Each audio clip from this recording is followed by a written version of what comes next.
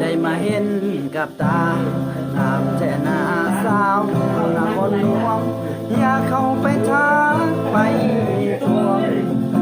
กับน้องได้บอกคนดี ได้ยินเพิ่นสาบอกคิดว่าสิงามปานนี้คันอายได้ห่วงชีวิตอายคือสิมีแห่งหามาพบสาวน้อยหน้าปากซอยตลาดสีเขียวกลางค่ำกลางคืนไปเที่ยวเห็นคนเดียวอยู่หาดประจำอยากเข้าไปโยไปบอกคักน้องจะคำน้องคงบ่ใจดำกันอายลงควรหัวใจสาวเวียงจันทร์ผู้ดี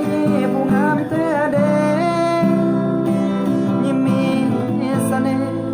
ใจอายละลายสั่นตัว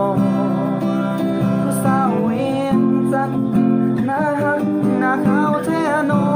งงามกระเดือกระดออยากขอมาเป็นเมียอายโอ้สาวสำน้อยดอนก้อย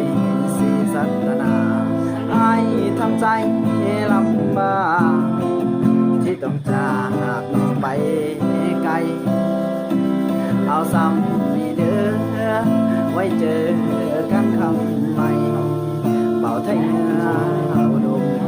ใส่ขอฝากหัวใจไว้ที่